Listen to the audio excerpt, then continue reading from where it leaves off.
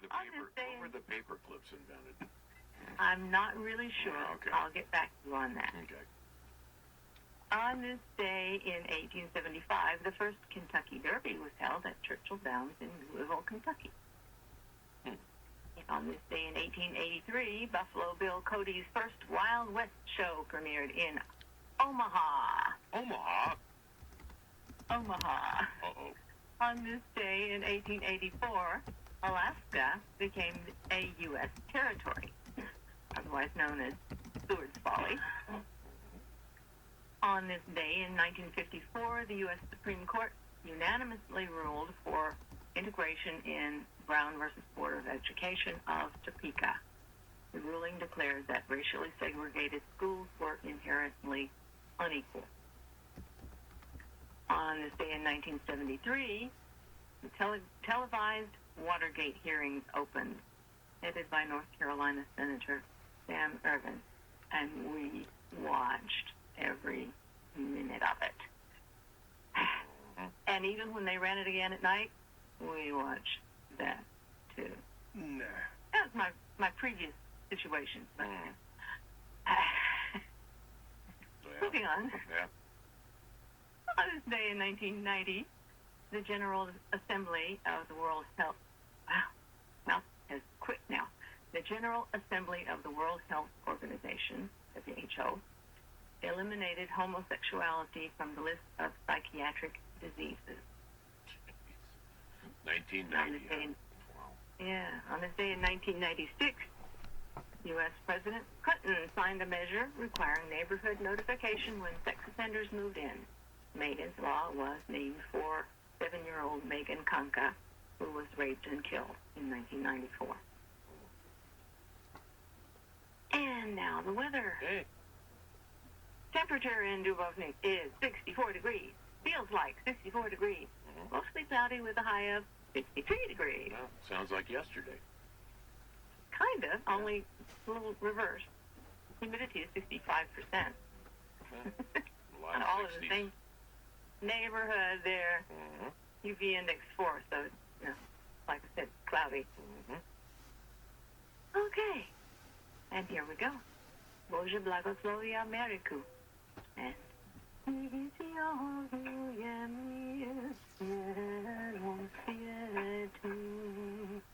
ciao, y'all. Ciao. That's Rachel from Dubrovnik, Croatia. And you just heard God Bless America.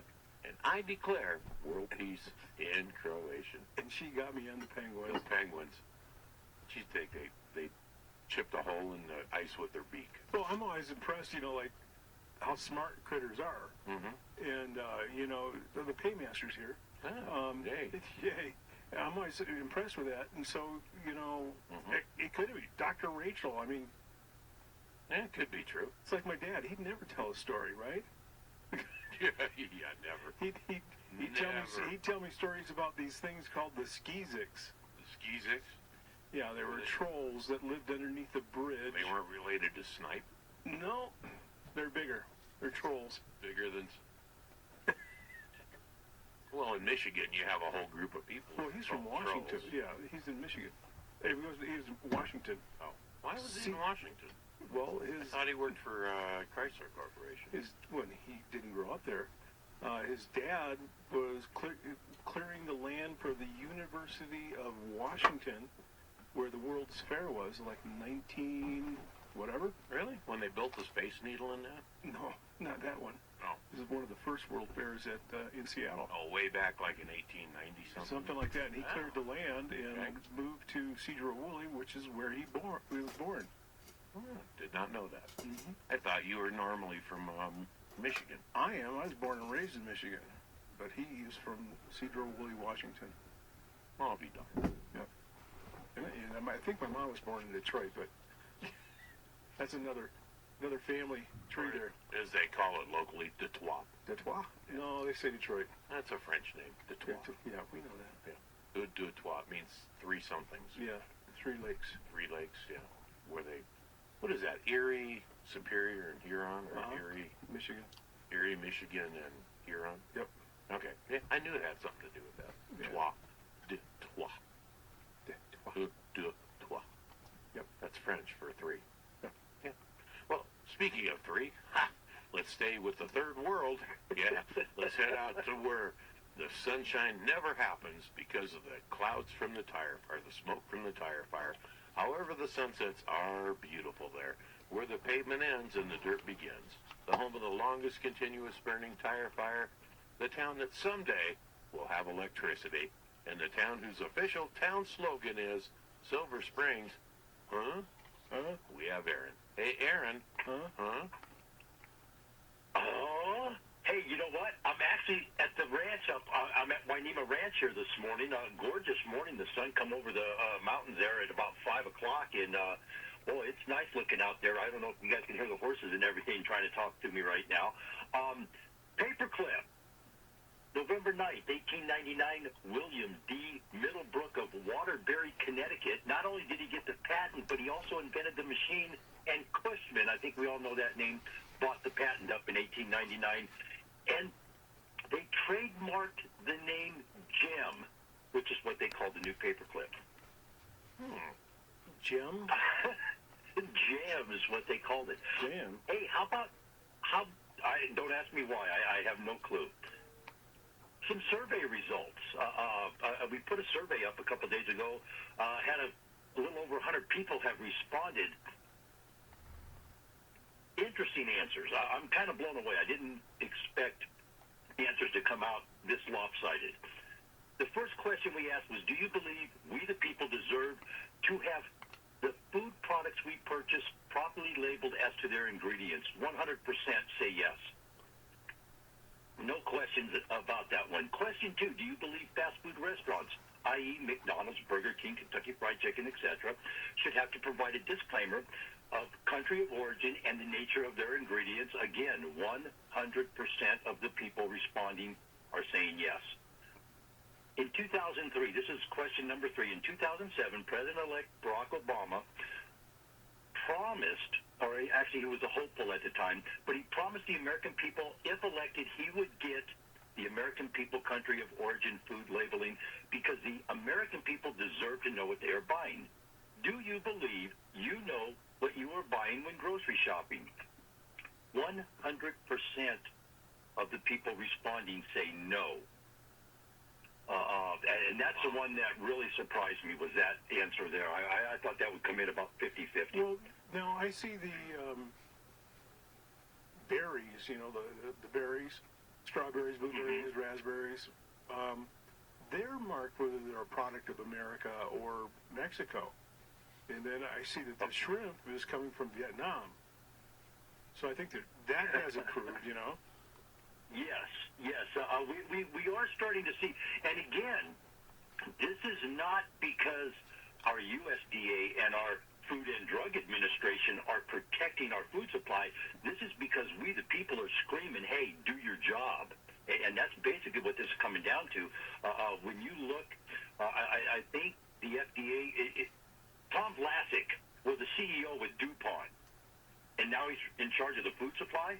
He's the one directing stuff with the USDA and the FDA right now. So that is just really, in one of these companies, it was kind of funny because yesterday I was talking to somebody in property preservation, and they were laying a scenario out to me, and I go, you know what? They stole a playbook right out of Monsanto. They've had somebody appointed in HUD to direct paperwork around. And that's a story that's going to come out at the end of the week with Foreclosurepedia and myself, and we'll get to that. The fourth question, do you believe that all food should have country of origin labeling? Of course, everybody answered yes on that. This was question number 5. Do you believe that GMO food products are substantially equivalent to conventionally grown agriculture crops? 85% of the people responding so far have said no, that they don't believe they're substantially equivalent. And this here, do you know, and this goes right to the crux of what's going on, do you know how your congressional representative voted on H.R. 1599? Of course, H.R. 1599, that was what they called the Dark Act, the Super Monsanto Protection Act. It was about food labeling. 85% of the people say no. They don't know how their congressional representative voted. Shame on you for not knowing. And that's all I can say to that. You're part of a system. You should know and you should be aware. And this goes back to what they were saying during the Food Summit, the Food Revolution Summit, that we don't, people just don't know. Senator Cory Booker said, I don't believe that people are stupid. They're just being fed the wrong information and disinformation. So we'll see how that plays out coming up. The next question in the survey, did you know that there are 70,000 chemical additives in our food supply, and these have all been approved by the FDA? No. 85% of the people said no, they don't know that. So, question number 8, whom do your elected officials represent? The answers, the selections, their constituents, they are in it for themselves, the corporations. 85% of the people said the corporations, 15 say they are in it for themselves. Not one respondent has said their constituents. How many people were asked? What was the poll size on this? So far, I have I think it's 103 responses so far, and we're going to leave this open for a little while to see what happens here. Question number 9 was: do you believe that GMO food is poison? 85% of the people say yes. So the disinformation that Monsanto's been putting out there has not been successful. That campaign of substantially equivalent, if you will. Question number 10, and you guys are going to love this. Should we, the people, sue our government for child endangerment for allowing GMO poisons in our food supply without any testing? What do you think the answer is to this one? I'm going to say no. 85% of the people responding have said yes. They should sue the government. Wow. That we should sue the government, the EPA, and everybody else that has let this stuff in the thing. And on that note, right now there is a major lawsuit against the EPA because they eased up on some of the air pollution restrictions for major corporations, and they're going after CHISPA, CHISPA is the organization that has filed a lawsuit against the EPA on that issue right there. So we can sue them. And maybe that's the avenue. Like I said the other day, perhaps we've been going about this the wrong way. Maybe we need to start suing, and I think we can sue the president. For that matter, we should be suing him. Well, let me ask you a serious question. I know you're passionate about this, and I know, promises this and promises that. But, the government is so dysfunctional and has been for the last 4 years anyway, that they can't get appropriations for our military, they can't buy enough bullets, they can't get enough guns made, they can't get any funding for highways, for our elderly, for our mentally ill. Do you think that maybe the GMO thing is such a lower priority on the overall picture that you're not going to get anything done on that because of the dysfunctionality of the government?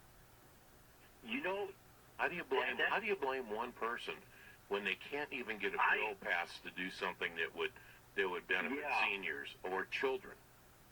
A while back, something came up, and I was participating in one of these online discussions, and I asked a similar question to what you're saying there, Dennis. I asked, if you're elected president, and I asked both Donald Trump and Hillary Clinton this, if you're elected president, what will you do to give the American people a functional government? Right now, everybody has their own idea.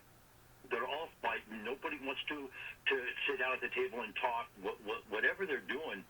And that, I think, is one of the biggest problems we, the people, have.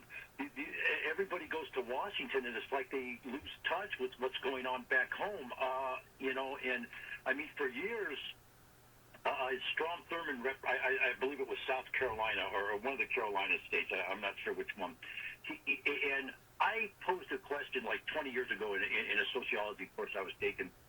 How does this guy that's such a bigot get reelected? And what I was told, and it kind of rings true with Harry Reid. Everybody bangs Harry Reid. He's been there a long time. But Strom Thurmond got reelected because he looked out for his state.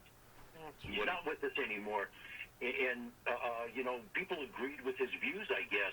But, and Harry Reid, whether people agree with him or not, for the most part, and this is just me, he's kind of done a pretty decent job of looking out for the state of Nevada. Whether you agree with his political views on other issues or not, I don't think you can really argue the fact that when it comes to issues that affected Nevada, like, say, Yucca Mountain, he represented the state in a good manner. At least I think he did.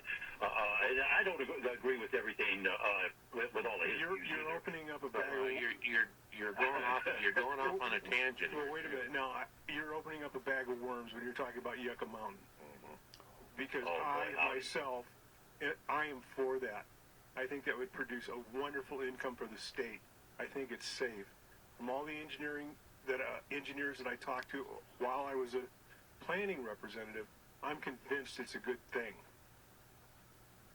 You know, I've never looked at that end of it that you're talking about there, as far as Taxes and engineering financial numbers part, and it's a stuff good like thing. that. Yeah, but I've never disagreed with the financial end of it. Yeah. That I wouldn't agree with. Just shipping nuclear waste here to me, is insane. If you're going to build a nuclear plant, they should also build a waste repository right there, so it doesn't have to go anywhere. Seattle's had one I've forever. always thought that.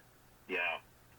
well, You know, and I don't understand when they develop those why they don't do that. And I want to bring it back to the original focus here. We got off on Harry Reid, and then we ended up with a repository. Look, if you're going to do anything, it takes money to do it. You've got people that were elected, and you've got a whole mantra out there: no new taxes, no new this. We already spend too much money for health, education, and welfare. We need to do away with it. We need to do away with this department. We need to do away with that department. No taxes, no money. Even when they pass laws, they don't fund any of them. They're unfunded mandates. We can't seem to get the government in Washington to work together on anything.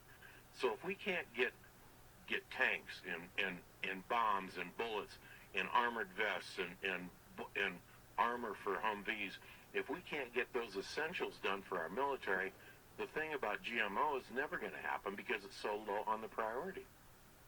That's just what I think, and I think until we've solved the other issues, hunger in America and all the rest of the stuff, and how can a president, he can say, I will work towards this, but he doesn't initiate the law. He may want that to be done, but the Congress has to fund it. So you can't lay all the blame on one. I would think as a president, part of that responsibility is to kind of, you know, shepherd everybody into the room and say, okay, look, we got to do this. You need to sit down and figure it out and try. But it just seems like, it seems to me like ever since 1980, there's been a serious divide in our government, and it progressively got worse as that Reagan and Bush administration started coming to an end, and then it just got compounded when Clinton took over. It was just a matter of, I'm a Republican, you're a Democrat, we're going to be enemies. It's the North and South all over. Families in Virginia, yeah. Well, they should. Yeah, the Hatfields and McCoys kind of mentality going on in Washington. I mean, Look, Aaron, they do a sequester. They shut the government down. People are working for the federal government on IOUs. They can't even get that part of it right.